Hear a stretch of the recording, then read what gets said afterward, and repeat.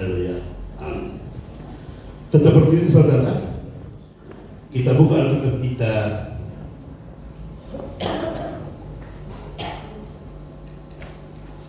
yang terdapat pada Roma 12 ayat yang ke-12.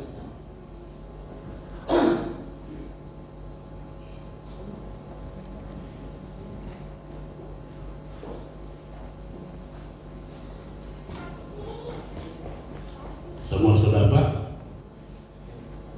Kita baca bersama-sama. 3, 2, 1. Bersukacitalah dalam pengharapan, sabarlah dalam kesesakan, dan bertekunlah dalam doa. Terima kasih saudara. Ayat ini mungkin sudah menjadi hafalan bagi sebagian jemaat karena sangat populer dikatakan.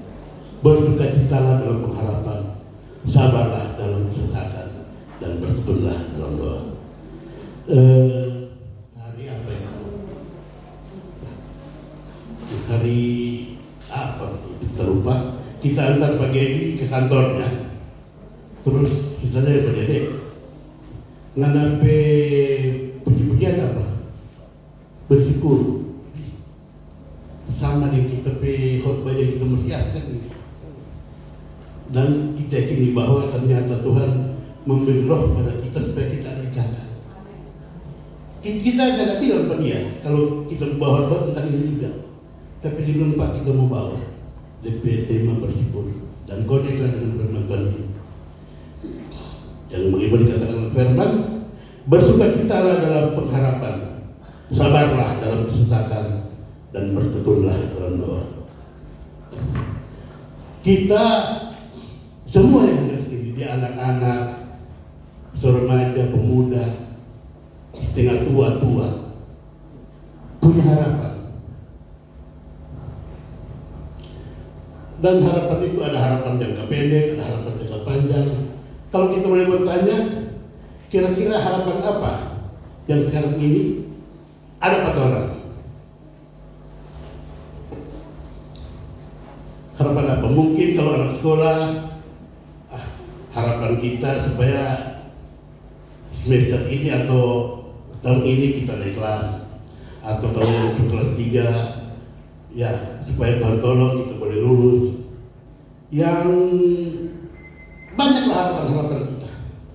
Tapi mari kita sebagai orang Kristen yang telah mengenal Tuhan sebagai juru selamat, kita harus berpengharapan seperti ini. Coba kita baca Lukas 10 ayat 20.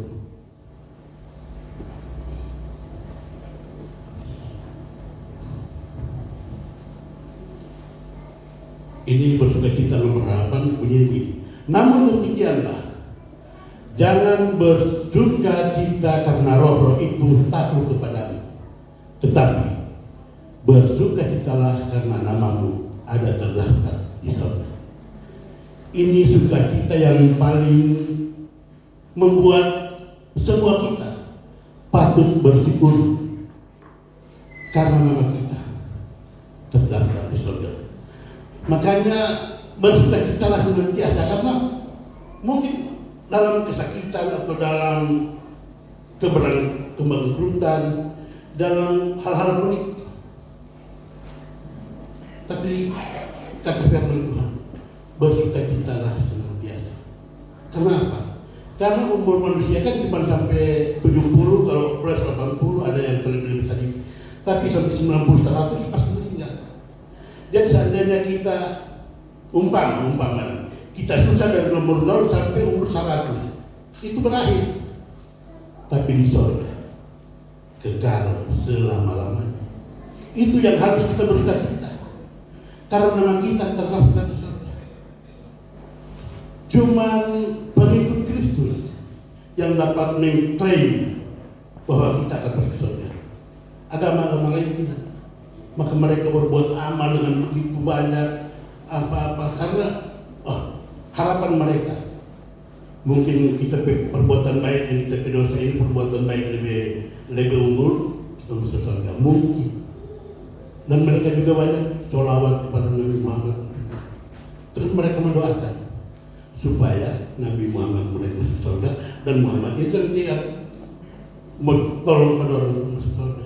Tapi kita telah ada jaminan bahwa kalau kita percaya pada Tuhan Yesus, Dialah yang akan menuntun kita sampai di surga. Inilah yang harus kita bersukacita, karena tak ada alasan lain untuk tidak bersukacita kalau kita tahu bahwa nama kita telah terdaftar di surga.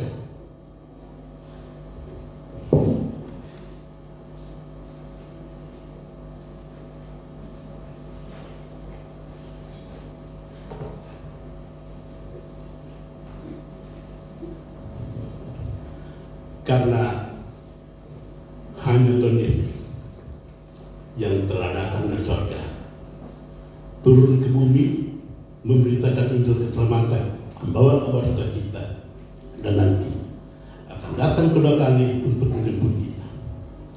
Karena kalau bukan Tuhan Yesus, kita akan kesasar. Coba orang bayangkan bahwa bumi bulat. Mana barang bulat? Bumi bulat. Orang yang di sini anggap atas di sana. Bagaimana orang yang di sini? Anggap atas di sini. Orang yang sebelah sini anggap atas sana, sebelah. Dan belum jadi. Kalau kita menganggap surga ada di atas, jangan mau dapat. Karena coba kita bayangkan bumi bulat dan masing-masing ada di. Dan makin lama makin jauh. Makanya, kenapa kita yakin bahwa kita akan sampai ke surga? Karena Tuhan Yesus yang dari surga datang untuk menjemput kita sampai ke surga. Itulah yang mengharuskan kita supaya tetap bersukacita dalam segala hal. Tidak ada alasan untuk kita tidak bersukacita. Apapun, mobil dia sakit, kan murid-murid bertanya, Tuhan, kenapa orang ini buta? Apakah kesalahan orang tua? Bukan. Orang tua tidak bersalah, tapi ini akan menjadikan supaya nama Tuhan dipuji. Jadi segala kesusahan kita, akhir-akhir ini, penyakit saya mungkin bilang saudara terapi, mana sampai sakit. Karena kalau tadi saya di kursi, sanggup Tuhan berdiri ini, makanya kita bersama berdiri karena sambil menopang. Tapi itulah, saya dapat merasakan bahwa tubuh ini ternyata rapuh. Kita tak punya kekuatan apa-apa kalau tanpa Tuhan. Dan puji Tuhan, saya bersukacita kalau sampai hari ini saya bisa berdiri di tempat ini hanya kemurahan Tuhan. Itulah yang membuat saya bersukacita. Jadi saudara, tak ada alasan apapun untuk tidak bersukacita. Mobil bangkrut, sakit bangkrut, karena setelah dia ketemu Tuhan, dia bilang, sebagian hartaku akan kubagikan pada orang miskin. Dan siapa yang, jadi dia berbagi dulu sebagian harta untuk orang miskin. Dan siapa yang pernah ketipu, saya akan kembalikan 4 kali lipat. Nggak mau bangkrut begitu, tapi dia bersukacita. Karena bukan harta yang membuat dia sukacita. Sebaliknya dengan pemuda yang orang Yahudi itu, dia datang ke Tuhan, apa yang kita mau bikin? Dan bilang jangan mencuri, jangan berzina, hormati orang tua. Dia bilang kalau itu Tuhan, kita sebagian dari kita kecil. Apa yang perlu kita bikin? Jual hartamu dan ikutlah. Nah, itu dia sedih karena pikirannya ada di harta. Di mana harta berada, di situ hatimu berada. Jadi kalau kita berhati bahwa kita telah diselamatkan dan kita ada di surga nantinya, sukacita tetap ada dalam kita. Amin.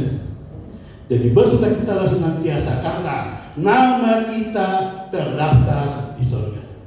Bukan kita bersukacita karena naik pangkat, bukan kita bersukacita karena ulang tahun, itu bagus, tapi sukacita yang pengulat nama kita karena nama kita ada di surga. Coba orang baca ulang nih ayat ini, saya mau baca bersuara supaya bisa dengar bahwa orang telah terdaftar di surga. 3, 2, 1. Namun demikian,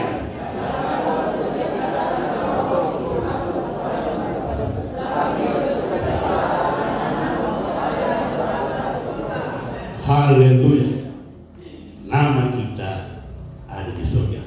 Sudah jangan terlalu pusing kalau nama kitanya ada di JIS, ada di JKN atau ada di sumbangan-sumbangan dari pemerintah. Jangan terlalu pusing.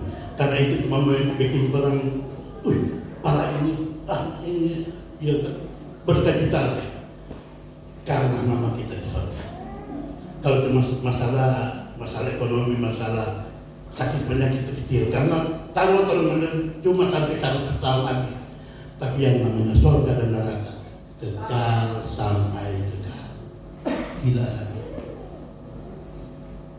Dan sangat disayangkan banyak sekali orang yang dari Kristen karena harta atau jabatan atau cinta meninggalkan Tuhan. Sangat disayangkan.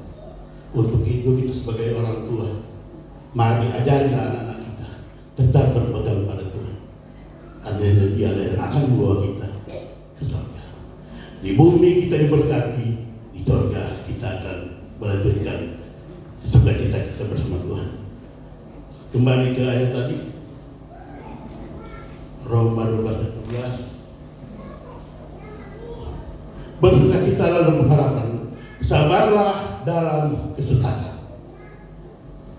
Ini kesesakan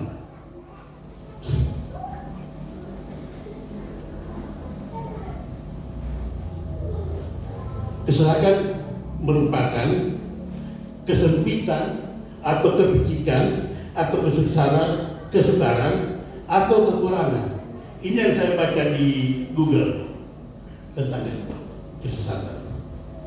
Jadi kita akan dalam kesesakan kita ada kesempitan, merasa kepicikan, kesukaran atau kekurangan. Untuk mendasarkan ini kita baca Amsal 24 ayat 10. Amsal 24 ayat 10.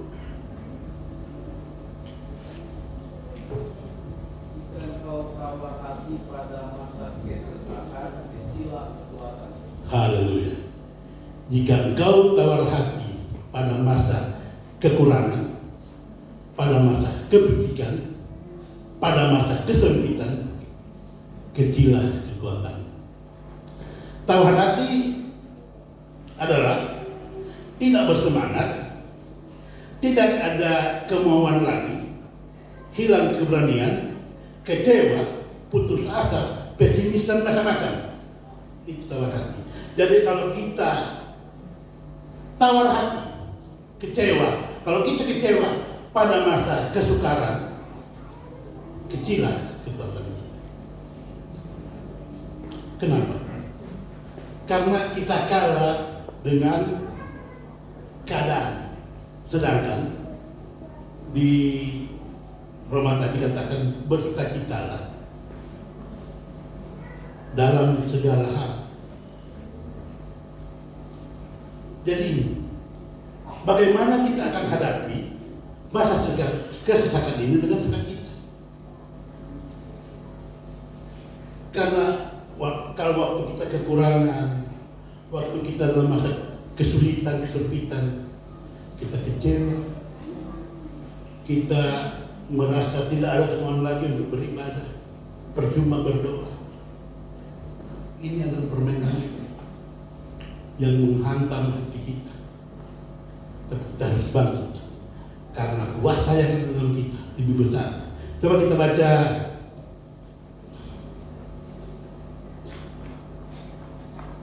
Amsal, Yeremia 16 ayat 19.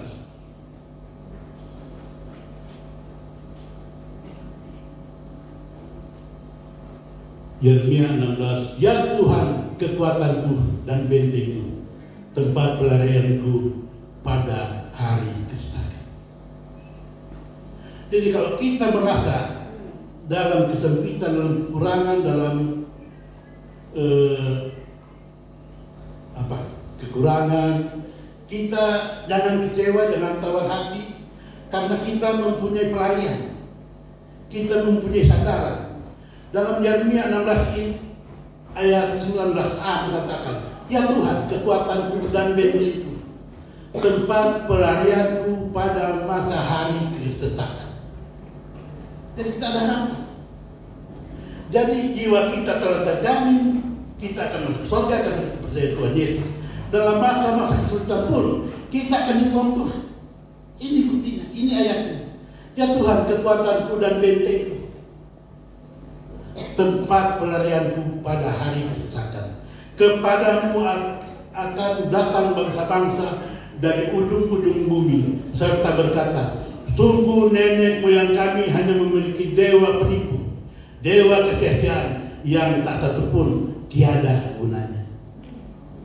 Jadi kita bersyukur karena kita mempunyai Tuhan yang ajaib. Namanya di atas segala nama.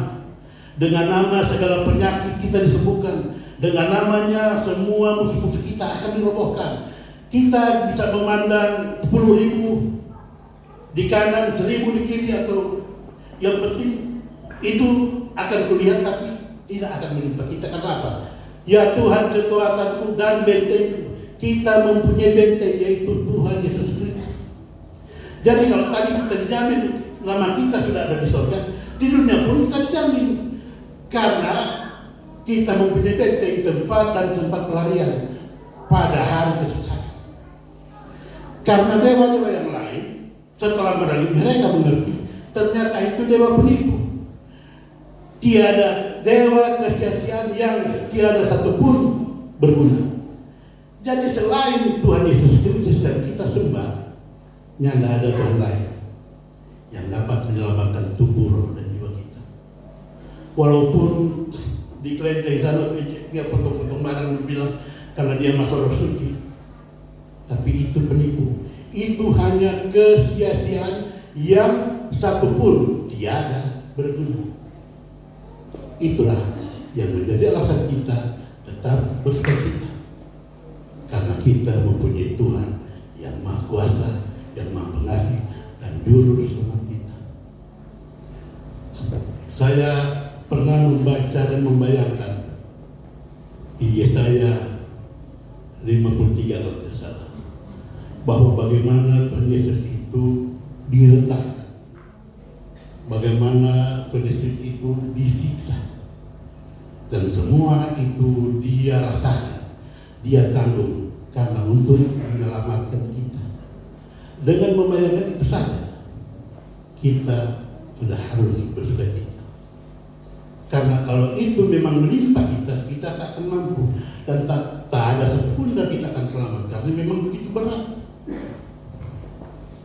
Tapi Tuhanlah yang menanggung itu, karena ya Tuhan, kekuatanku dan bentengku, tempat perlindunganku pada hari kesesakan. Jadi tak ada alasan lagi untuk kita tidak bersyukur, karena pada hari kesesakan pun Tuhan menjadi benteng kita. Kembali ke Roma 12 tadi.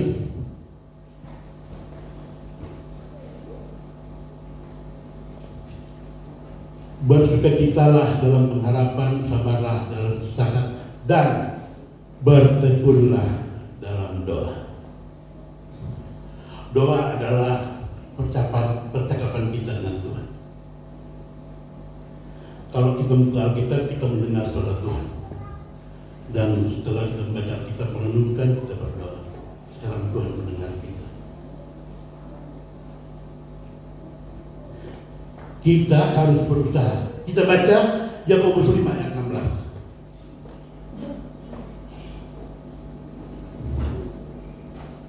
Karena itu, hendaklah kamu saling mengaku dosamu dan saling mendoakan, supaya kamu sembuh. Doa orang yang benar, bila dengan yakin didoakan, sangat besar kuasanya. Jadi di sini dikatakan kita harus benar-benar menyucikan diri. Kalau kita memang bersalah pada orang lain atau pada di keluarga, rupa tadi, maksudnya rupa tadi itu istri baku salah paham dengan suami, mengaku berdamai. Karena di sini kan dikatakan doa orang yang benar, bukan doa yang benar. Jadi walaupun kita berdoa disusun sedemikian rupa, mempunyai kata-kata puitis yang indah, bukan itu Tuhan dengar. Tuhan menuntut kita benar dulu, baru berdoa. Karena doa orang yang benar bila dengan yakin didoakan sangat besar dosanya. Benar dulu. Bukan dapat kemarin yang mekul, pada betua. Berdoa.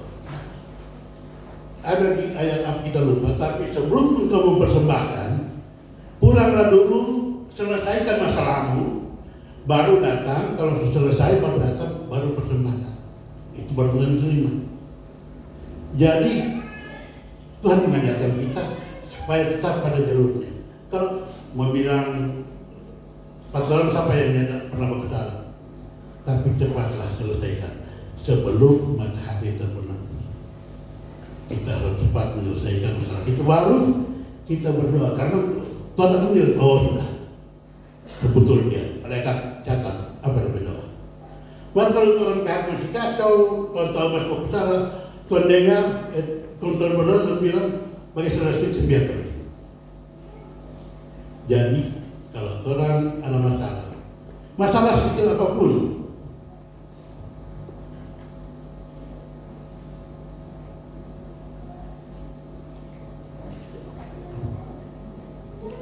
kita harus selesaikan, baru kita punya waktu untuk berdoa.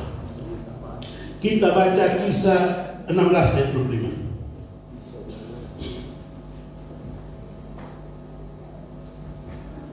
Sebab itu dengan bulat hati, 16. Tetapi kira-kira tengah malam, Paulus dan Silas berdoa dan menyanyi puji-pujian kepada Allah, dan orang-orang hukuman lain mendengarnya. Kira-kira tengah malam, Paulus dan Silas berdoa dan menyanyi puji-pujian kepada Allah. Kira-kira pagi hari, Paulus dan Silas berdoa, menyanyi puji-pujian, dan orang-orang hukuman lain mendengarnya. Kira-kira apa yang didengar tetangga dari rumah kita? Istri bentak suami, atau anak bentak mamanya?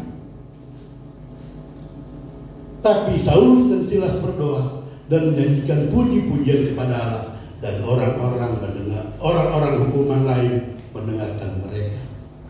Jadi dalam rumah kita harus ada pujian, harus ada doa yang didengar tetangga, karena kita adalah surat terbuka. Bagaimana terus menjadi surat terbuka kalau pagi-pagi sudah padahal anak sopeta di anak, bapak sopeta di anak, ini, atau malam begitu istri sopeta di suami. Jadi apa yang didengar tetangga kita dari rumah kita? Apakah berdoa dan puji-pujian, atau kita putar lagu kuat-kuat? Kenapa aku masih seperti yang dulu? Pakailah teknologi atau alat elektronik kita untuk memuliakan Tuhan, dan mulut kita harus memuji dan berdoa supaya kita tahu betul-betul anak Tuhan, jemaat GGP Kristus. Tapi kalau dengar cuma ada baku mati, bapakku terleba, nyana aku di rumah, apa itu? Karena teladan lebih kuat daripada kata-kata. Ada di ayat apa mengatakan begini, menangkanlah suamimu tanpa bicara. Jadi cuma tunjukkan trompet, ini dong.